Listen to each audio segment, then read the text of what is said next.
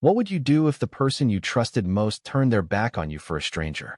Emily Carter had always believed her father, Richard, was her rock. At 30, she carried the weight of their shared historical late-night talks by the fireplace, his proud smile at her college graduation, the way he'd call her M, with a warmth that made the world feel safe. But now, standing in the lawyer's office, clutching a crumpled letter, she felt that world shatter.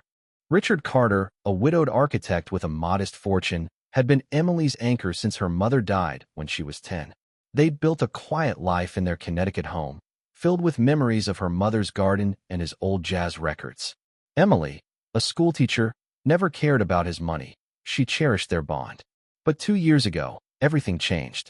Richard, at 62, met Vanessa, a 28-year-old aspiring influencer with a dazzling smile and a trail of debts.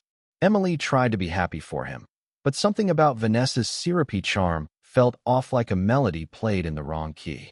The wedding came fast, a lavish affair Emily couldn't afford to attend. Vanessa's debts, credit cards, student loans, a failed boutique vanished, paid off by Richard's savings. Emily noticed the changes. Her father's phone calls dwindled, his visits stopped, and Vanessa's social media flaunted new cars, designer bags, and trips Emily knew her father couldn't sustain. She'd ask, "Dad, are you okay?" He'd laugh it off, his voice strained, saying, "Vanessa makes me young again, Em." The real blow came on a rainy October morning. Emily received a call from her father's lawyer, Mr. Grayson. "You need to see this," he said, his tone grim. At his office, he slid a revised will across the desk. Richard had left everything: his house, savings, even her mother's heirlooms to Vanessa. Emily's name was nowhere. Her heart raced. "This can't be right," she whispered. Grayson sighed. "He signed it last week. Vanessa was with him." Betrayal stung like a blade. Emily drove to her father's house, memories flashing, her teaching him to use email, their shared grief over Mom's passing. She knocked, and Vanessa answered, her smile cold. "He's resting," she said, blocking the door. Emily pushed past, finding Richard frail, his eyes distant. "Dad, what's happening?" she pleaded. He looked away, mumbling, "It's for the best, Em." Vanessa's hand rested possessively on his shoulder. Emily could have walked away, let anger consume her. But something deeper, love, duty, the stubborn hope of family, kept her fighting. She started digging. Late nights poring over financial records revealed Vanessa's debts weren't just paid. Richard had taken loans against the house. Emily confronted Vanessa, who shrugged. "He loves me.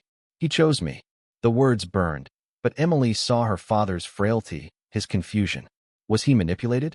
Was he even fully aware? She hired a private investigator, scraping together her savings. The findings were damning. Vanessa had a history of targeting older men, draining their accounts before vanishing. Emily's hands shook as she read the report. She wasn't just fighting for money. She was fighting for her father, for the man who'd taught her to ride a bike, who'd believed in her when she doubted herself. The legal battle was grueling. Vanessa's lawyer painted Emily as a greedy daughter, but Emily had evidence. Bank statements, the investigator's report, and a doctor's note suggesting Richard's cognitive decline. In court, she faced her father, his eyes flickering with recognition. "Dad, I love you," she said, voice breaking. "This isn't you." Vanessa's composure cracked as the judge questioned her influence. The turning point came when Emily found her mother's journal in the attic, filled with notes about love and family. She read passages to Richard, her voice steady despite tears. Something shifted in him. He reached for her hand, whispering, "Em, I'm sorry." The court ruled in Emily's favor, restoring her inheritance and placing Richard under her care. Vanessa left, her schemes exposed, but Emily felt no triumph, only relief. Richard moved in with Emily, his health fragile, but his spirit slowly returning. They rebuilt their bond over coffee and old records, though the scars remained. Emily learned forgiveness wasn't about erasing pain, but choosing love despite it.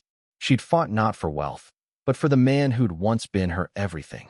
And in that fight, she found her own strength, proving family is worth more than any fortune.